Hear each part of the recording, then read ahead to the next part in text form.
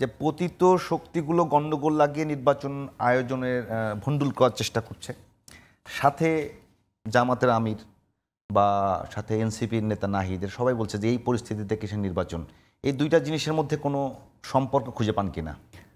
প্রথমত হলো যে শেখ হাসিনা যেদিন চলে গেছেন সেই দিন থেকে একদম মানে উনি দিল্লিতে গিয়ে মানে হাত মুখ ধুয়ে নাস্তাটা করে প্রথম উনি যদি জায়নামাজ নিয়ে বসে থাকেন ওখানে আল্লাহর কাছে দোয়া করছেন, আল্লাহ এই সরকারের গজব নাজিল করো।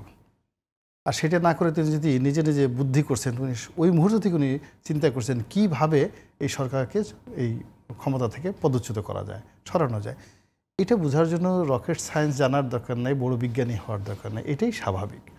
তো যেটা এই বাংলাদেশের সকল আমজনতা, সাধারণ আমজনতা 2024 সনের আগস্ট মাসের 5 তারিখ সন্ধ্যার সময় বুঝতে পেরেছে যে আওয়ামী লীগ ফিরে আসার জন্য সর্বশক্তি নিয়োগ করেছে এবং তাদের 35% যাকে বলা হয় ম্যান পাওয়ার, ভোটার এবং অলমোস্ট দেশের জিডিপির 60% যারা নিয়ন্ত্রণ করে টিল নাও, এখন পর্যন্ত তারা এই তাদের বিপুল অর্থনৈতিক শক্তি এবং জনশক্তি নিয়ে তারা এই সরকারকে এক মুহূর্ত শান্তিতে থাকতে দেবে না। এমনকি আগামীতে যদি কোনো নির্বাচিত সরকার আসে তাদেরকে তারা শান্তিতে থাকতে দেবে না। এটা তো খুব সাধারণ ব্যাপার। এটা নিয়ে বলার মধ্যে তো ডক্টরেট ডিগ্রি লাগে না, এটা বলার জন্য একজন ডক্টর ইউনূস হওয়া লাগে না, এটা ডক্টরেট এটা বলার জন্য নোবেলের শান্তি পুরস্কার পাওয়া লাগে না।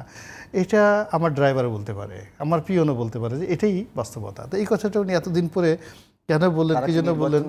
আচ্ছা না, আবার আপনি একই প্রশ্ন করলেন যে এই কথাটা তো 2024 সনের 2024 সনের আজ থেকে 1 বছর আগে 2024 সনের একেবারে আগস্ট মাসের 5 তারিখ বিকেল। আমি যদি আপনাকে অ্যাড করি যে আওয়ামী লীগের অনেকগুলো নেতা বিদেশে বিভিন্ন জায়গাতে কথা বলছে, তারা কিন্তু বারবারই বলছে যে একটা সুষ্ঠু নির্বাচন হোক, আমাদেরকে অংশগ্রহণ করার সুযোগ দেওয়া হোক। মানে প্রথমত হলো যে তারা তো নির্বাচন ভণ্ডুলের কথা এরকম কিছু কথা বলেছে মনে হয় নাই? আপনাকে বিনয়ের সাথে বলে যে এগুলো তো রাজনীতি, ওনার যে কথাগুলো বলছেন সেগুলো হলো রাজনীতি। আর প্র্যাকটিক্যালি যেটা কাজ করছে সেটা হলো যে তারা আবার ক্ষমতা ফিরে পাওয়ার জন্য, চেয়ার ফিরে পাওয়ার জন্য শেখ হাসিনা তারা দুটো কথা বলছে।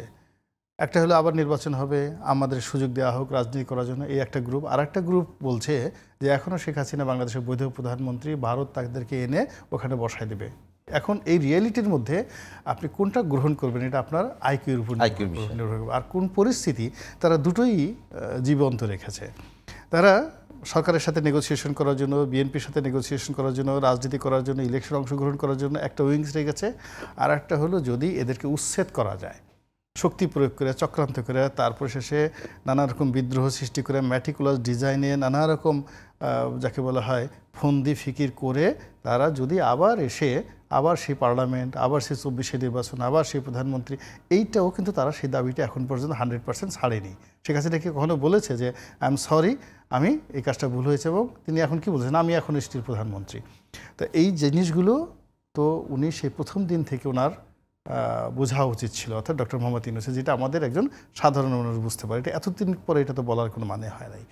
2 নম্বর হলো যে উনি যে কর্ম করেছেন এই গত 1 বছরে, সেই কর্মের কারণে শেখ হাসিনাকে যে আমরা ভুলে যাব তার কোনো রিজন নেই। যে উনি যদি এমন কিছু হতেন যে এখন আমাদের শেখ হাসিনাকে দেখলে মেজাজ গরম হয়ে যায়, তার নাম মনে আসে না, তারপর শেষে আওয়ামী লীগ জমানার কথা স্মরণ হলেই আমাদের যাকে বলা হয় এক ধরনের অ্যালার্জি চলে আসে, এটা তো আমাদের হচ্ছে না।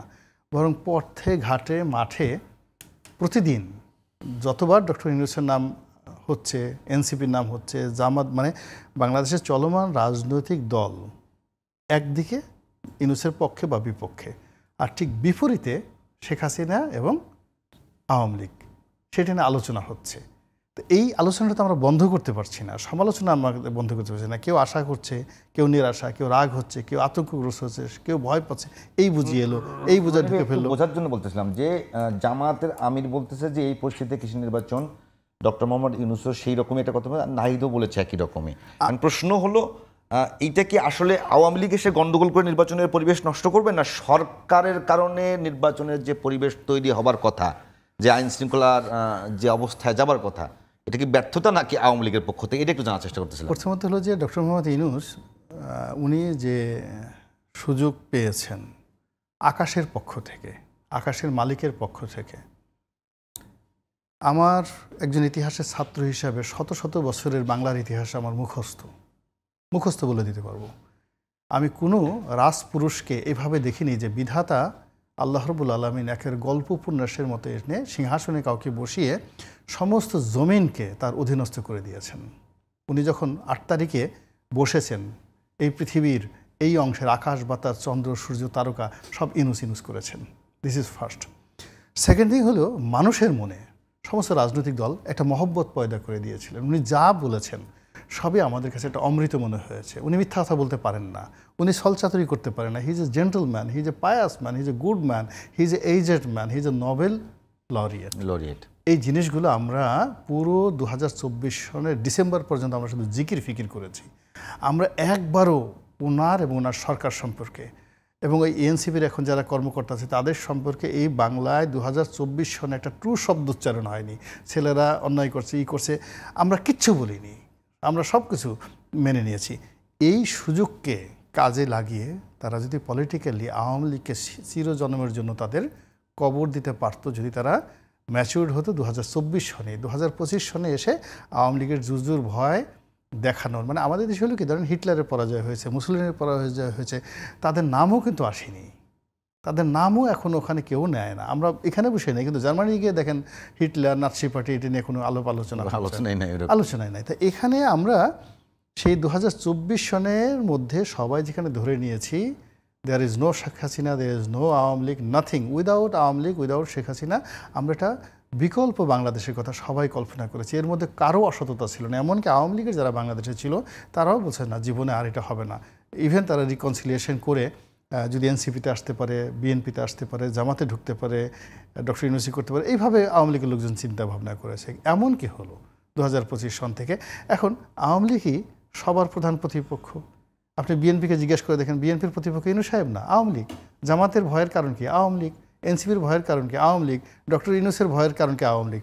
তো সবাই যখন আপনি একটা মনুমেন্টকে খুব বেশি গুরুত্ব দিচ্ছেন এবং সমস্ত দৃষ্টি একজনের দিকে দিচ্ছেন, শেখ হাসিনা এবং আওয়ামী লীগ, আপনি না চাইলেও